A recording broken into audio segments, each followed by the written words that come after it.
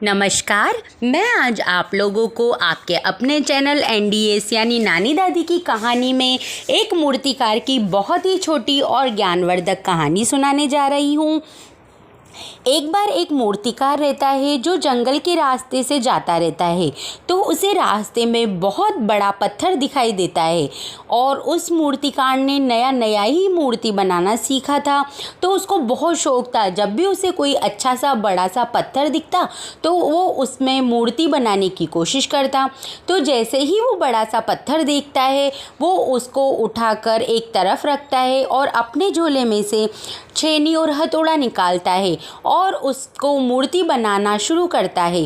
पर जैसे ही वो छेने और हथौड़ी से उस पत्थर पर वार करता है, जैसे ही उस पत्थर में से आवाज़ आती है कि मुझे दर्द हो रहा है, तो मूर्तिकार इधर उधर देखता है कि ये आवाज़ कहाँ से आ रही है। फिर वापस वो मूर्ति बनाना शुरू करता है। फिर उस पत्थर के रोने की आवाज़ आती है तो मूर्तिकार डर जाता है और उस पत्थर को वहीं छोड़ के आगे बढ़ जाता है। थोड़ी आगे चलने पर उसको एक बड़ा सा पत्थर फिर दिखाई देता है और मूर्तिकार के मन में फिर एक भाव आता है कि यार ये पत्थर है, इसकी मूर्ति बनानी चाहिए। तो वो छेनी हथौड़ा निकालता है और उस पत्थर पर भगवान गणेश जी की बहुत ही प्यारी प्रतिमा बनाता है, मूर्ति बनाता है। तो उस छेनी हथौड़े से उस पत्थर को भी दर्द हो रहा था, पर वो आवाज़ नहीं करता। वो उस हथौड़ी और छेनी की मार सहता है और थोड़े ही समय में देखते ही देखते मूर्तिकार गणेश जी भगवान की बहुत ही प्यारी मूर्ति बनाकर तैयार कर देता है और उस मूर्ति को वहीं छोड़ के वो आगे बढ़ता है। जैसे ही आगे पहुंचता है, थोड़ी सी ही दूरी पर एक नगर दिखाई देता है। वहाँ पर सब लोग कहते हैं कि भाई यहाँ पर नया मंदिर बना है और मूर्तिकार जी आप हमारे लिए एक भगवान गणेश जी की बहुत ही प्यारी प्रतिमा बना दो। तो वो मूर्तिकार कहता है कि आप लोग इस रास्ते पे जाओ, अभी ही मैं बहुत ही प्यारी सी मूर्ति बना के आया हूँ, वो लेके आ जाओ। तो गांव वाले जाते हैं और गणेश जी भगवान की मूर्ति को ले आते हैं, लाके मंदिर पर स्थापित कर देते हैं। तो सब लोग कहते हैं कि भाई मूर्ति तो स्थापित हो गई, लेकिन अब पास में ही एक पत्थर भी रखना पड़ेगा, जिस पे नारियल फोड़ने के लिए एक पत्थर भी स्थापित करना पड़ेगा।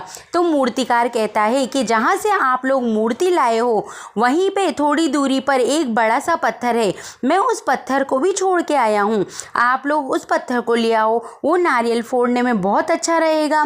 तब गांव वाले जाते हैं और उस पत्थर को भी उठाकर लाकर मूर्ति के पास स्थापित कर देते हैं। अब मूर्ति और पत्थर दोनों इसकी स्थापना हो जाती है। गांव वाले पूजा करते हैं, गणेश जी की पूजा करते थे और उस पत्थर पर नारियल फोड़ते थे। अब एक दिन क्या होता है कि रात में गणेश जी की मूर्ति और वो जो पत्थर रहता है वो आपस में बात करते हैं। तो वो पत्थर कहता है कि हे मूर्ति, हे पत्थर, तुम कितने भाग्यशाली हो जो तुम्हारी प्रतिमा बनी, गणेश जी की मूर्ति बनी और तुम्हारी सब पूजा करते हैं, और मैं कितना बदनसीब हूँ कि मेरे ऊपर सब नारियल फोड़ते हैं। तब मूर्ति वाला पत्थर बोलता है कि ये तो सब तुम्हारे ही कर्म है, अगर उस दिन तुम छेनी और हथौड़े की मार सह जाते तो आज मेरी जगह तुम होते और तुम्हारी जगह मैं होता, लेकिन तुमने थोड़ी सी भी मार सहन नहीं करी, इसीलिए तुम्हारी जगह आज तुम्हारे ऊपर नारियल फोड़े जाते हैं। तो ये तो कर्म है, अपने अपने जो जैसा कर्म करता है उसको वो भोगने ही पड़ते हैं। तो इस प्रकार वो दोनों आपस में बात करते हैं। इस कहानी से हमें ये शिक्षा मिलती है कि संघर्ष से बदलाव होता है और इसके बाद जो मेहनत का फल मिलता है वो बहुत ही मीठा होता है। इसलिए ये तो सभी ने कहा है कि ज़िंदगी जीना आसान नहीं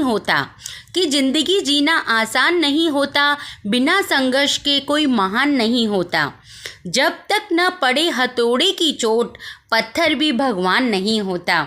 तो इस कहानी से मैं ये कहना चाहती हूँ कि अगर थोड़ा सा हमें संघर्ष करना पड़े तो उसे घबराना नहीं चाहिए, क्योंकि उसके बाद हमें अपनी मेहनत का फल अवश्य मिल जाता है। और अगर हम थोड़ी सी ही कठिनाइयों से डर जाएंगे तो हम कभी ज़िंदगी में आगे नहीं बढ़ पाएंगे। यही एक मूर्तिकार की बहुत ही छोटी और बहुत ही ज्ञानवर्धक कहानी थी। अगर ये कहानी आप लोगों को पसंद आई हो तो कमेंट्स में आप अपने विचार ज़रूर लिखें और इस चैनल को सब्सक्राइब ज़रूर करें। धन्यवाद।